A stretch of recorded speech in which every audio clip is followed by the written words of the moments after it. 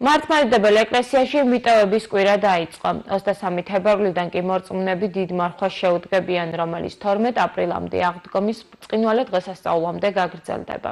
რატომ არის მნიშვნელოვანი მარხვის დაწყებამდე მიტოვება? თემაზე სოფელ გურჯაანის მთავარანგელოზ მიქაელის სახელობის ტაძრის წინამძღვარ მამაოჟა სონგულაშვილთან ვისაუბრებთ. მამაოჟა, დაგლოცეთ, მადლობა, რომ მონაწილეობთ ტელეკომპანია გურჯაანის ახალ ამბებში. მამაოჟა, რას ნიშნავს მიტოვების კვირა? დიდება და მადლობა უფალს. ჩვენ მოგვიახლოვდა აღდგომის დიდი მარხვა, ჩვენ წინა კვირას უკვე ვისაუბრეთ ამის შესახებ და ღვთისწყალობით და ღვთისმადლით აი უკვე ბოლო კვირა დაიწყო ყველიერის კვირა და ამ კვირის ბოლო კვირა დღე ესე იწოდება მიტევების კვირა და 60-დან განდევნის კვირა. და ჩვენ ვიცით რომ ცოდვის შედეგად თითოეული ადამიანი განდევნილია, გამოდევნილი ვართ 60-დან ეს დაცემული ბუნება ჩვენი ცოდვა მივიღეთ დაცემის შედეგად, ცოდვის დაცემის შედეგად და მიტევების უფლის წინაშე თხოვნის, ვედრების, ლოცვის, აღსარების გარეშე ადამიანი ვერ დაბრუნდება სასუფეველში. ჩვენ აქვე ვიცით რომ თავარი ლოცვაში, მამაუჩვენოს ლოცვაში ჩვენ ვევედრებით უფალს რომ მოგვიტევენ ჩვენთან ნადებნი ჩვენი ვითარცა ჩვენ მიუტევებთ თანამდებთა მათ ჩვენთან. ესე იგი ჩვენ თუ ვითხოვთ ღვთისაგან და გვინდა და ვიღებთ ღვთისაგან წყალობას და მიტევებას, მაშინ უპირველეს ყოვლისა ჩვენ უნდა ვიყოთ მიმტევებელი და უნდა გვახსოვდეს ყველას კარგად მარხველსაც, ყოველი კეთილი საქმის მქმნელსაც და თითოეულ ადამიანსაც, რომ არც ერთი სიკეთე, არც ერთი ჩვენი აშენებული თუნდაც ტაძრები, არაფერი ჩვენი კეთილი გაკეთებული არ შეიწირება თუ ჩვენ ვიქნებით ერთმანეთთან უმძრახად, თუ ჩვენ არ მიუტევებთ ერთმანეთს და თუ ჩვენ სიყვარული არ გვექნება ერთმანეთის და სიყვარული უნდა გამოიხატებოდეს არა მხოლოდ სიტყვიერად რომ მე შენ მიყვარხარ, არამედ ჩვენ უნდა გავხდეთ ერთმანეთის მსახური, უნდა თანაუგრძნოთ ერთმანეთს, არასოდეს არ უნდა განვიკითხოთ, იმიტომ რომ ჩვენ ვიცით სახარებაში რომ არ განიკითხო და არ განიკითხები. აი ნახეთ რა თითქოს რა ადვილია ხო ცხონება, არ განიკითხო და არ განიკითხები. რა ცოდვაც გინდა ქონდეს არ განიკითხები, მაგრამ მოდი და არ განიკითხო. აი კაცობრიობა დღეს სამწუხაროდ ძალიან დიდ განკითხვის ცოდვაში ვართ. თითოეული ჩვენგანი სამწუხაროდ ადამიანი ესე ვთქვათ განკითხვის ბოროტია შესული ადამიანში და ვერ ისვენებს, ვერ ასვენებს და არ ჩერდება და არ ცხრება. თუნდაც აი ლოცველი, მარხველი, აღსარებელი ძალიან ბევრი დროს კარგავს ხვის განკითხვას და აი მე ვიცი მოძღვრისგან რომ არასოდეს არ ვიცი ჩვენ მისი ბოლო, მისი აღსასრული. ამიტომ არასოდეს რაც უდავისგან დავინახოთ ერთმანეთი, არასოდეს არ უნდა განვიკითხოთ და არ უნდა იყოს ჩვენი ინტერესი რომ ვინმეს ცოდვაზე ვისაუბროთ და გავახმაუროთ თუნდაც, იმიტომ რომ ჩვენ თვითონ ვართ დასნეულებულები, ჩვენ თვითონ ვართ უძლურები, ჩვენ თვითონ ვართ ნაკვლოვანებლები და შენ სხვაზე საუბარი და სხვისი განკითხვა ყოველთვის საკუთარ დაცილ მდგომარეობას აგაცდენს, დაგავიწყებს და დროს ფუჭა დაგაკარგინებს და აღმოჩნდება რომ წარსდგები ღვთის წინაშე ადამიანი და შენ არაფერი გაკეთებია საიმისოთ რომ უფალი იყოს შენზე მიმტევებელი. ჩვენ წინა კვირები გავიარეთ მოსამზადებელი და ვიცით უძღები შვილის კვირა, ხო? მამამ როგორ მისცა თითქოს და მის თავისუფალნებაში რა თქმა უნდა არ ჩაერია, მოითხოვა უძღებმა შვილმა თავისი წილი, წაიღო ცოდვაში დაფლანგა, მაგრამ ამავდროულად ჩანს მამის დიდი მოწყალება და მოლოდინი რომ შვილი დაბრუნდებოდა. აი ეს თითქოს ბოლო ჟამის ესე ვთქვათ წინასწარმეტყველებაა, რომ კაცობრიობა მოითხოვს უფლისაგან თავის წილს, დაფლანგავს არაწმინდებაში, მაგრამ უფალი თითოეულ ჩვენგანს გველოდება მოწყალე თვალით და საოცარია დაინახა უფალმა მამამ შვილი მისული მიმავალი მის უფლის წიაღისკენ და მამა გაიგება თვითონ აი ესე მსგავსად გველოდება თითოეულ ჩვენგანს. ამიტომ ჩვენ უნდა გვახსოვდეს რომ მიუტევე და მოგეტევება. აუცილებლად უნდა გავხდეთ მიმტევებელი და ეს კვირა განსაკუთრებულად აი დიდი მარხვის ნურავინ დავიწყებთ ისე რომ უმძრახად და ნაწყენი ვიყოთ ვინმეზე, გულძვრად ვიყოთ ვინმეზე, არ აქვს მნიშვნელობა ცილი დაგწამა.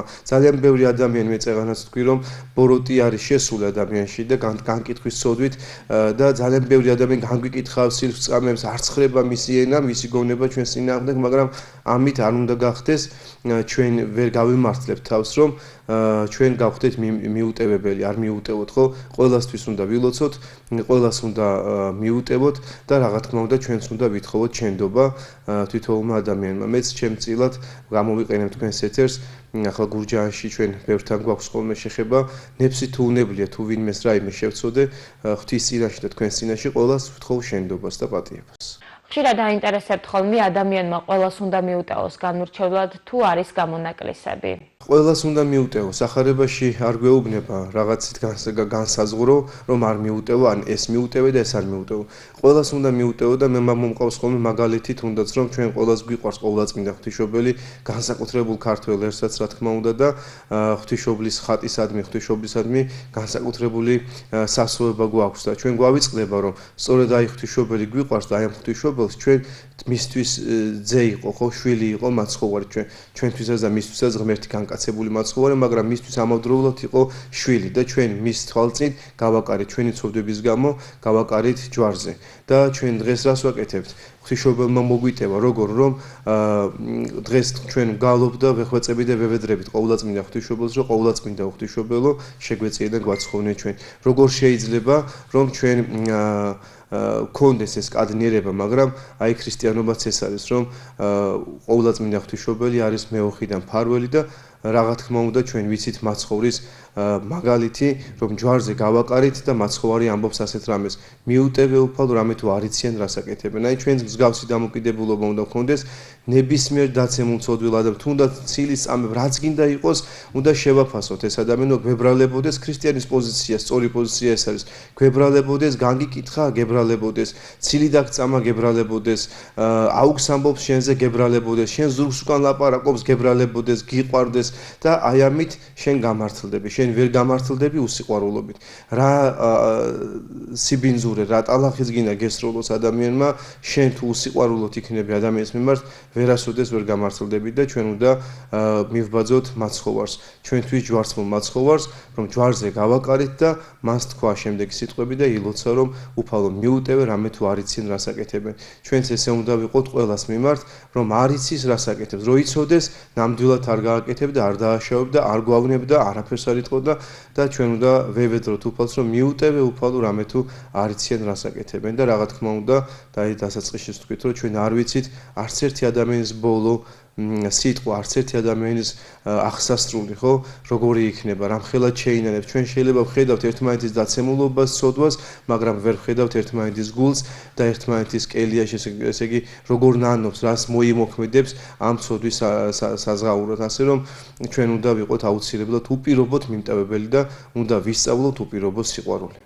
მამაოშა ხშირად შენდობას თხოვენ ხოლმე იმ ადამიანებსაც, რომელთანაც კომუნიკაციაც კი არ ქონიათ და შეიძლება ფორმალური გახდეს ეს პატიება, თუ აუცილებელია მართლა ყველასგან ითხოვოს შენდობა, მართლაც აწყენინე თუ უბრალოდ არც კი დალაპარაკები ხარ. ყველას უნდა ვთხოვოთ შენდობა და მე ვფიქრობ, რომ აი რომელ ქვეყანაში საერთოდ შემხებლობა რომ არ ქონდეს ადამიანს, თუ რაიმე აუგი და ცუდი ხდება, თუნდაც ჩავთვალოთ აი მიწისძვრები, ომები, გაუტანობა, უსიყვარულობა, რაც გინდა ხდებოდეს, აბსოლუტურად თითოეული ჩვენგანი ცუდის ბრალია. ნუ რამე ნუ ვიტყვით, რომ აი ვიღაც მაგალითად კვლელია და ცუდია და რაღაც და იმან დააშავე მე რა შუაში ვარ. ეს არის ცოდვიან სამყაროში ცხოვრობ თითოეული ჩვენგანი, ჩვენს ამ ცოდვის ნაწილს ვიზიარებთ და ხშირად ჩვენს გამოვხატავთ ხოლმე და აქედან გამომდინარე, ჩემი ცოდვები და ჩემი ცოდვების გამო ხშირად ხდება, ხო, ან კაცობრიობის ცოდვების გამო ხდება ის რაც ხდება და ერთმანეთის უსიყვარულობა, გაუტანობა. ასე რომ ჩვენ რაღაც წილად სულ არ ვიცნობთ ადამიანს, მის წინაშეც გვაქვს შეცოდება, იმიტომ რომ ჩვენი ცოდვების გამო ხდება ის რაც ხდება ხოლმე გარშემო თუნდაც ჩვენს ქვეყანაში. ამიტომ ყველასთან გვეკუთვნის ჩვენ ვიცნობ თუ არ ვიცნობ შენდობის თქმა და რა თქმა უნდა ჩვენ უნდა ვისწავლოთ გულწრფელი შენდობის თქმა.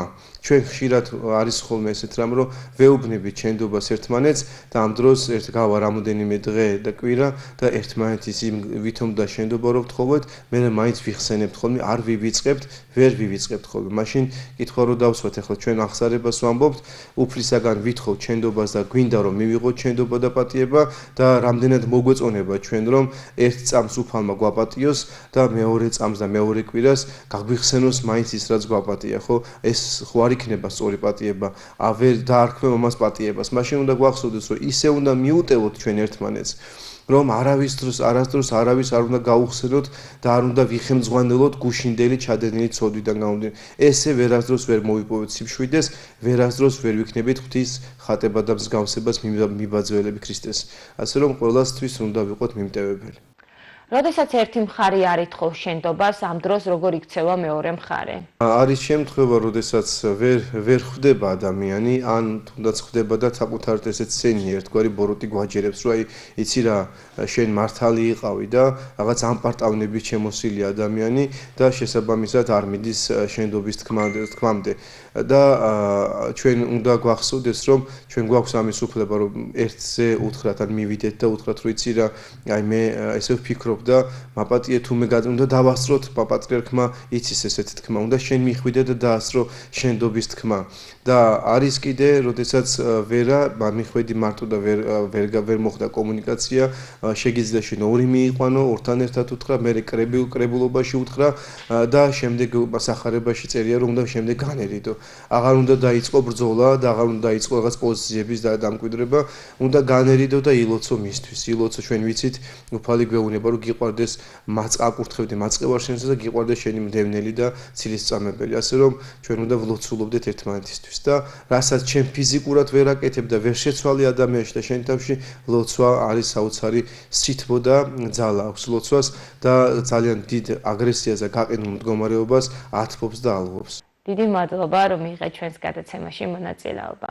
მადლობა თქვენ და კიდევ დავამატებდი იმას, რომ ეხლა ამ სამშაბათიდან, უკვე ყველიერი სამშაბათიდან წუხრზე საღამოს იკითხება ეფრემასურის ლოცვა. ეფრემასურის ლოცვა მთელი კვირის მანძილზე დილა საღამო ლოცვებთან ერთად იკითხება, პარასკევს საღამოს წყდება და კვირა საღამოს განახლდება და რა თქმა უნდა, ესე უნდა მარხვასთან ერთად ჩვენ უნდა ვისწავლოთ ლოცვა. ლოცვა და მარხვა ეს არის ორი განუყრელი ნიჩაბი, რომელიც ადამიანი ნავში ზის და მიგიყვანს სწორად დანიშნულების ადგილამდე, ზეციურ სასუფევლამდე.